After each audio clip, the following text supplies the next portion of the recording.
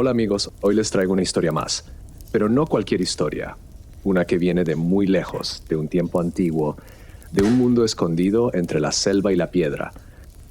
Hoy vamos a hablar de los mayas y de uno de sus rituales más impactantes, el sacrificio de niños. Sé que suena fuerte, y lo es, pero también es parte de una cultura compleja, profundamente espiritual, donde cada acto tenía un sentido cósmico. Los mayas no sacrificaban por crueldad, sino por necesidad, para pedir lluvia, para alimentar a los dioses, para mantener el orden del universo. Así que relájate, respira hondo y prepárate para esta travesía, porque no vas a escuchar solo sobre templos y dioses, sino sobre un niño, uno que no eligió ser especial, pero cuya historia aún respira entre ruinas, códices y estrellas. Para los antiguos mayas, los dioses no eran figuras distantes ni abstractas. Eran presencias vivas, activas, que intervenían constantemente en la naturaleza, en el cuerpo y en el destino humano. Había dioses para el maíz, la lluvia, el sol, la escritura, la guerra, los mercados e incluso para los días y números del calendario. Cada uno tenía múltiples formas, versiones diurnas y nocturnas, aspectos jóvenes y viejos. En el mundo maya, lo divino estaba en todo. Uno de los dioses más venerados era Chac, el dios de la lluvia. Se le representaba con una trompa larga y curva, como de elefante, y con grandes colmillos. Chac no era un solo dios, había uno para cada punto cardinal y juntos controlaban las lluvias, las tormentas y la fertilidad de la tierra. Por eso, en épocas de sequía o hambruna, se le ofrecían sacrificios humanos, arrojados a los cenotes, los pozos sagrados que conectaban con el inframundo. El agua era vida, y el agua solo venía si los dioses eran alimentados. Otro dios central era Itzamna, considerado una deidad creadora, señor del cielo, la sabiduría, la medicina y la escritura. Se lo imaginaba como un anciano de rostro amable, a veces con un libro o una serpiente.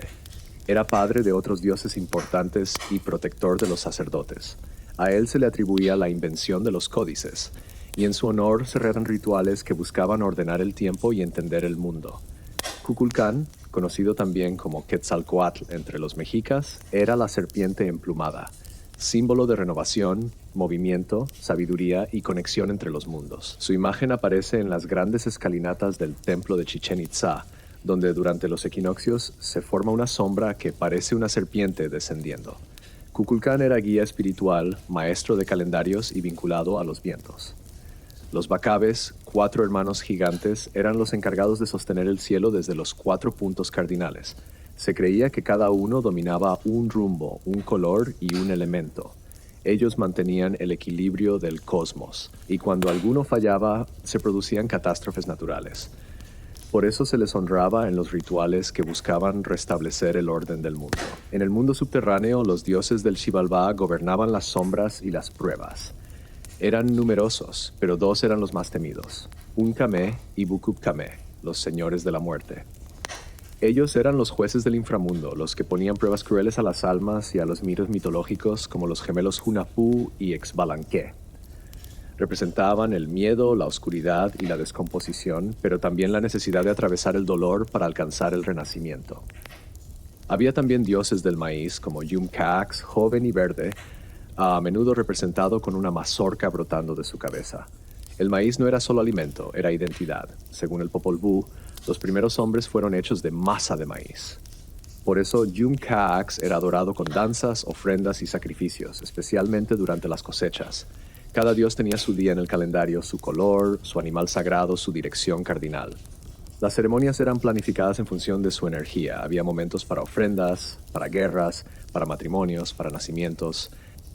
Vivir era negociar constantemente con los dioses y morir un tránsito hacia ellos. Y a veces esa negociación implicaba entregar lo más valioso, un hijo.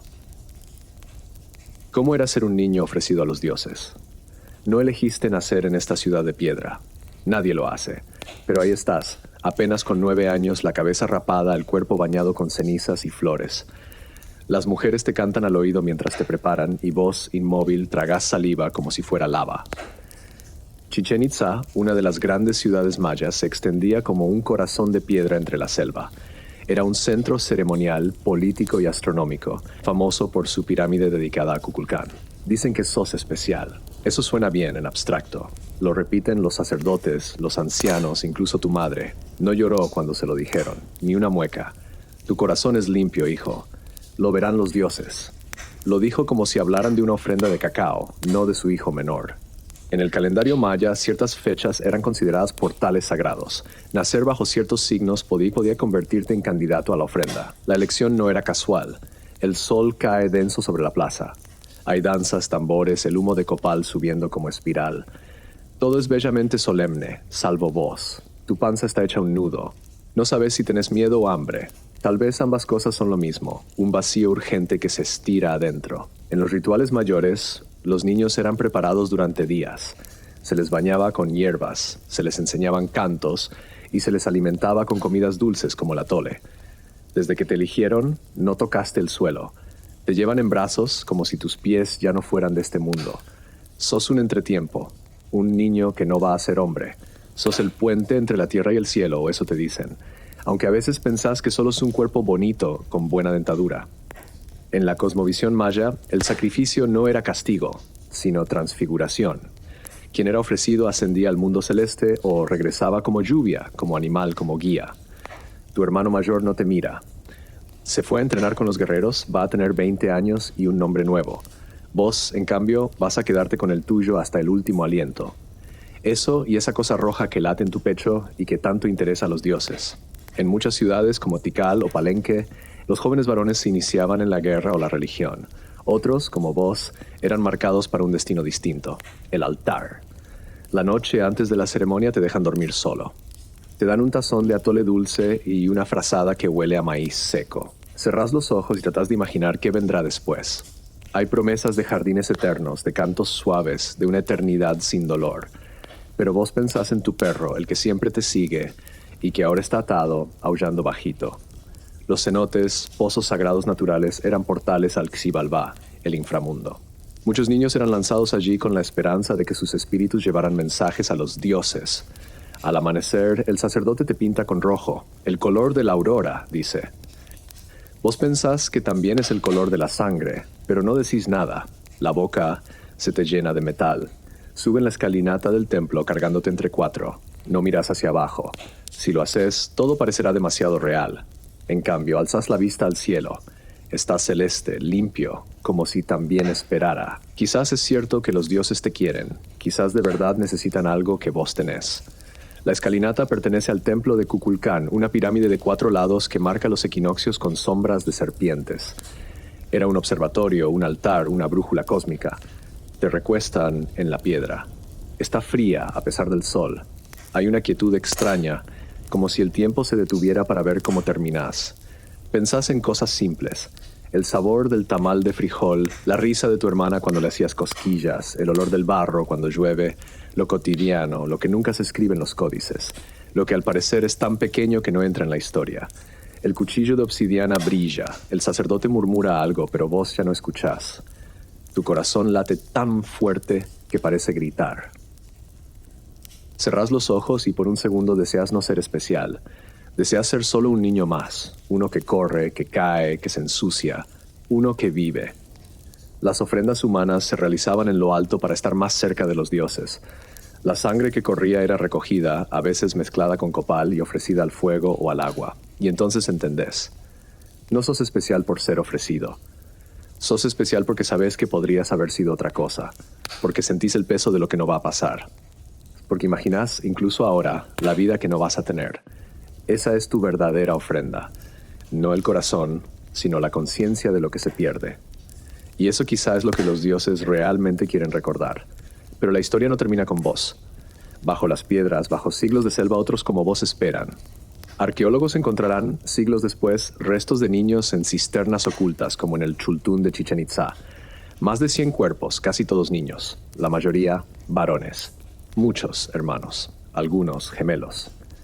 Un chultún era una cisterna subterránea usada para guardar agua o en casos rituales para entierros especiales. La encontrada en 2024 reveló ADN de niños sacrificados, algunos con vínculos familiares. Eran pequeños como vos, de 3 a 6 años. Les limpiaban los dientes, los preparaban con flores, les ofrecían cacao, los adornaban con plumas. Se repetía el rito como un ciclo que no sabía terminar. El cuidado de sus cuerpos revela que eran tratados como ofrendas preciosas. La pureza física era símbolo de poder espiritual. Y todo esto porque los dioses necesitaban vida para sostener la vida, porque cada sequía traía miedo, porque cada hambruna necesitaba una promesa, porque en algún códice olvidado alguien escribió que el sacrificio de un niño podía torcer el destino de una ciudad entera. Chichén Itzá prosperaba por su ubicación y su control del agua, pero su estabilidad dependía también de rituales que aseguraran el favor divino en tiempos de escasez. Los sacerdotes lo sabían, los cronistas lo anotaron.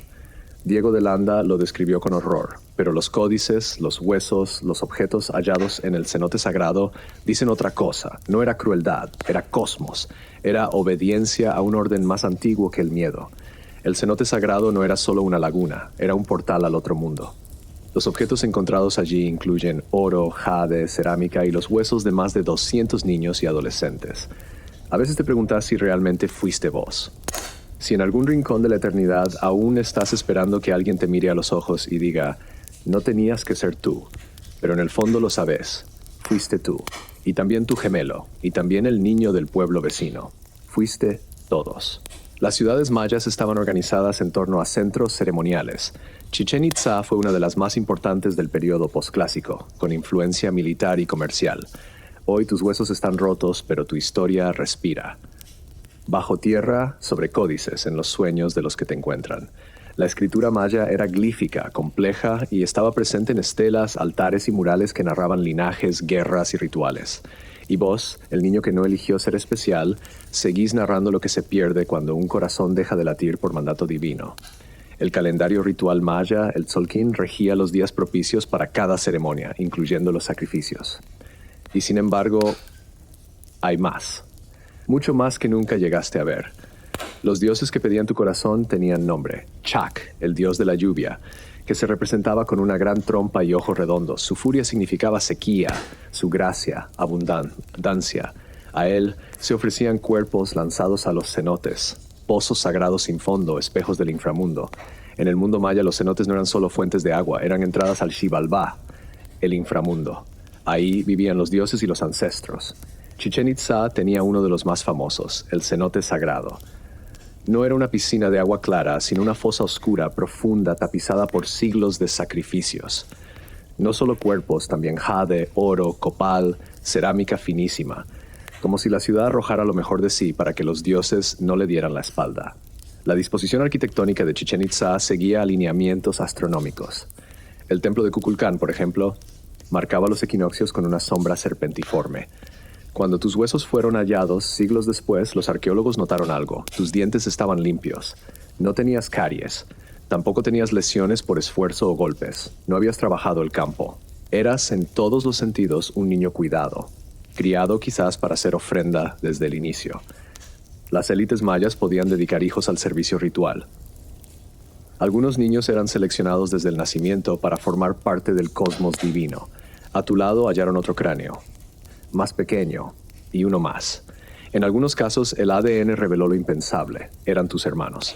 En otros, tus dobles, gemelos, como los héroes míticos Hunahpu y Xbalanque, que bajaron al inframundo para vencer a los señores de la muerte. Quizá ustedes eran su sombra. Los gemelos del Popol Vuh representaban el ciclo de la muerte y el renacimiento. Su historia legitimaba el sacrificio como parte del equilibrio cósmico. En las paredes del templo, figuras talladas muestran niños rodeados por serpientes emplumadas. Algunas sonríen, otras lloran, y los sacerdotes, siempre con máscaras, levantan cuchillos de obsidiana que reflejan el sol como si cortaran también la luz.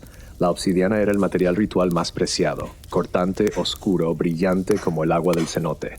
Simbolizaba poder y tránsito espiritual. Vos pensabas que serías recordado, pero lo cierto es que te olvidaron.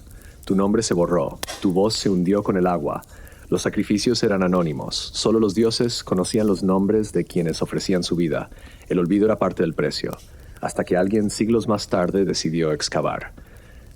Muchos descubrimientos fueron hechos a partir del siglo XX, pero fue recién en el XXI cuando el análisis de ADN reveló la intimidad de estos rituales. Y vos, sin esperarlo, volviste a respirar. Ahora te escuchan. No como un mito, sino como un niño real, con miedo, con sueños, con un perro que aún ladra desde algún rincón del recuerdo. La arqueología moderna permite humanizar los restos, no solo datarlos, sino reconstruir sus vínculos, dieta, salud y cuidados. Y esa es tu victoria. No la inmortalidad en los cielos, sino la permanencia en la memoria de quienes leen, de quienes entienden que cada piedra encontrada cuenta una historia, que cada hueso, por pequeño que sea, lleva tatuada una vida que deseó ser vivida. La historia maya, alguna vez vista como críptica o exótica, hoy se revela como profundamente humana, hecha de vidas reales como la tuya. Y así, piedra sobre piedra, recuerdo sobre recuerdo, vos seguís hablando. Porque los dioses pudieron haber tomado tu cuerpo, pero tu historia, esa que nadie pidió que contases, es ahora nuestra. Pero hay algo más que aún no comprendías. ¿Cómo tus padres aceptaron todo esto? No solo lo permitieron, lo ofrecieron. Tu madre no lloró, pero tampoco fue indiferente.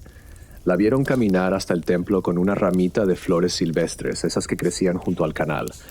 Las dejó junto a la piedra donde estarías acostado más tarde. Luego se arrodilló sin mirar atrás. Esa fue su forma de despedirse. De alguna manera, entregarte sin quebrarse era su forma más alta de devoción. No lo hablaban abiertamente, pero todos sabían que algunas familias eran elegidas, y entre ellas, algunas incluso ofrecían voluntariamente a sus hijos más jóvenes. Se decía que dar un hijo a los dioses era un honor, que aseguraba buena cosecha, lluvia, salud, renombre. ¿Cómo se mide eso contra una vida? Tu padre también estuvo ahí. No vestía como siempre. Llevaba una túnica blanca, el rostro pintado con franjas negras. No se acercó. Miró desde lejos, con los labios apretados. Fue la única vez que no te corrigió la postura, que no te gritó desde la puerta del maizal. Esa vez simplemente te vio, como si por fin entendiera quién eras, o quién ya no ibas a ser. En otros pueblos se han hallado estelas que muestran a los padres junto a los hijos ofrecidos. Son figuras erguidas, rostros de piedra que no lloran. Los códices hablan de familias que eran elegidas por su linaje, por su pureza, por sus sueños.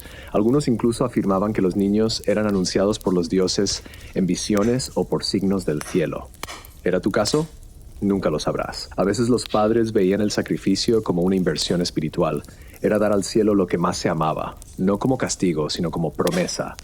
A cambio, el clan entero recibiría prestigio, respeto, abundancia. Aunque la noche después del rito nadie cenara en tu casa, aunque el hueco en tu hamaca quedara intacto por semanas. Era común que durante los días previos las madres tejieran algo para sus hijos. Una túnica, una muñeca de hilo, una bolsita con piedras pequeñas. Algo que llevaran al otro mundo, algo que dijera, te veo. Vos tenías un cordel con cuentas de concha. Lo escondiste en el puño hasta el final. Tal vez tus padres lloraron después, cuando todos se fueron, cuando el templo quedó en silencio. Tal vez tu madre se quedó sentada frente al fogón apagado y tu padre no volvió al campo por días. Nadie pregunta eso, no hay códice que lo diga. Pero vos lo sabés, porque no se puede arrancar a un hijo sin dejar una grieta. Ni siquiera cuando se hace en nombre de los dioses. Y aún así lo aceptaron, porque así era el mundo. Porque vivir entre dioses también significa ofrecer lo más querido. Porque cuando el cielo amenaza con cerrarse, los hombres vuelven los ojos a sus hijos. Y vos fuiste su mirada al cielo, su ofrenda, su respuesta desesperada a la incertidumbre. Ahora sabes que el amor y el deber en este mundo no siempre van por caminos distintos. Y eso también duele. Y entonces lo recordás, la historia que te contaban antes de dormir cuando aún eras uno más entre los muchos.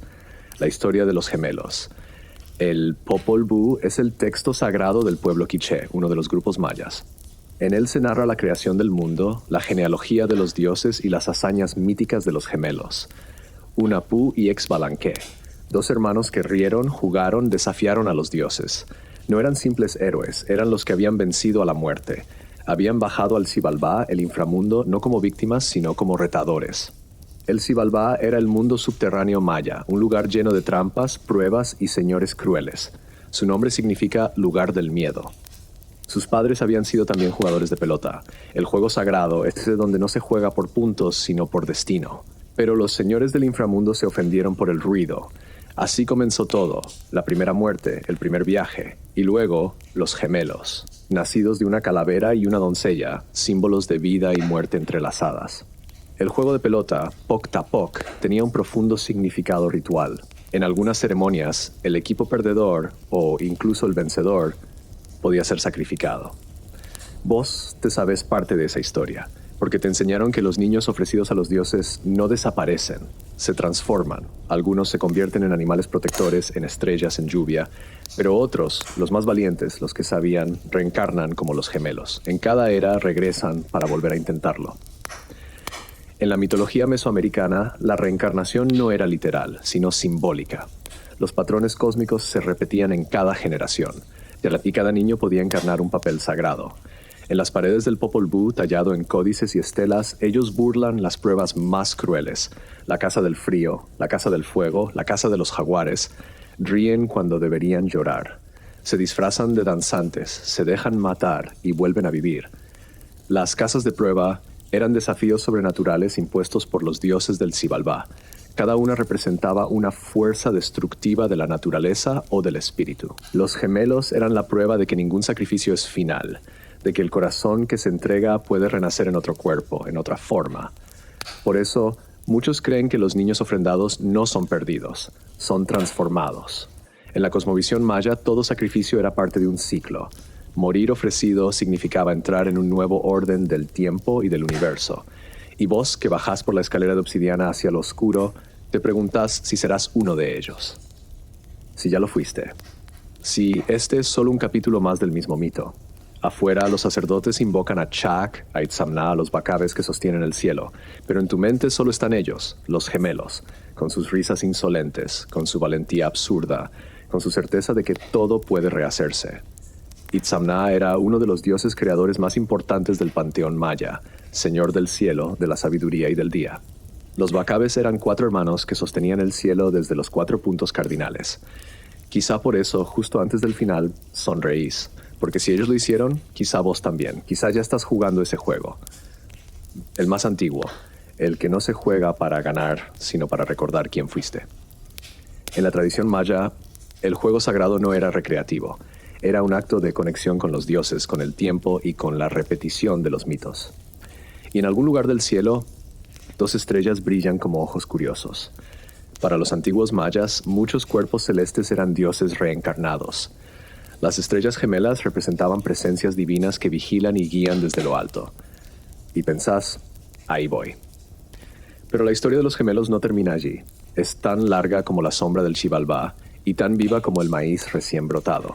El maíz era sagrado para los mayas, símbolo de la vida, el cuerpo humano y la renovación cíclica.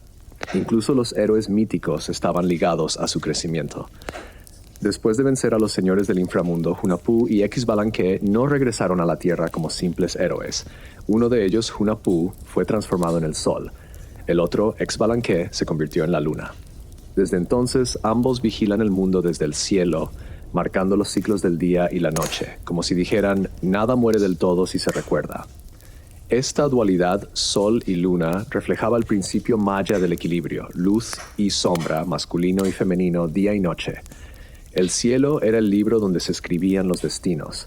Antes de esa gloriosa transformación, debieron enfrentar pruebas impensables. La casa oscura, donde todo era noche absoluta. La casa del frío, con sus alientos de hielo. La casa de los cuchillos, donde las hojas danzaban solas, y la casa de los jaguares, donde 1000 ojos dorados brillaban en la oscuridad. Cada prueba era una forma distinta de miedo, una versión del fin. Pero ellos reían, engañaban a los dioses con trucos, con astucia, con juego.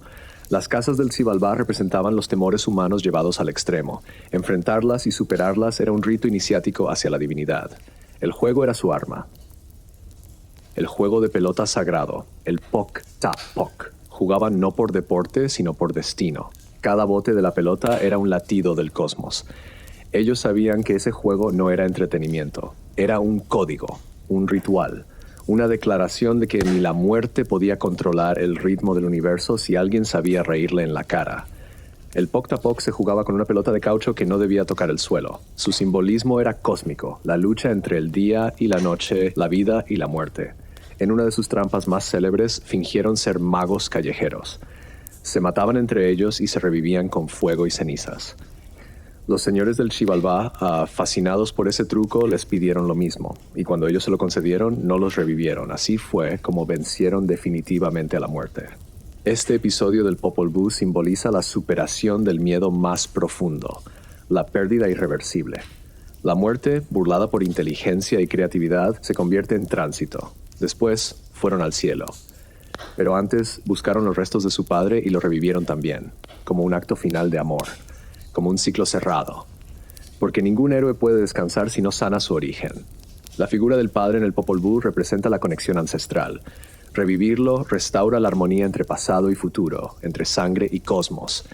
Y ahora sabes por qué esa historia era contada a los niños como voz, no para asustarlos, sino para preparar su alma, para que en el momento de la entrega supieran que nada es definitivo, que aún en la oscuridad hay juego, que aún en la muerte hay hermano.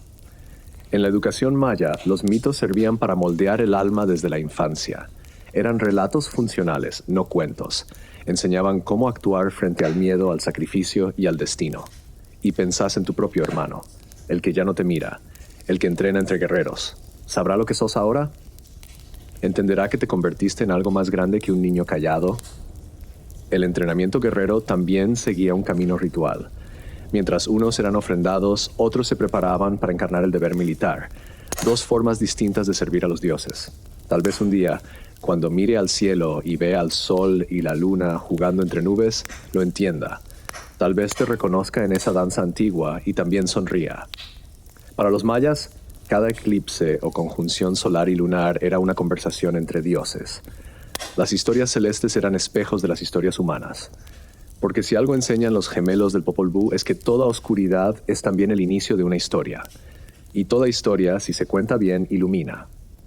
El Popol Vuh no es solo mito, es manual de vida, mapa espiritual y archivo de esperanza. Y vos, que bajaste entre cantos y cuchillos, ahora subís como mito, como risa, como memoria viva.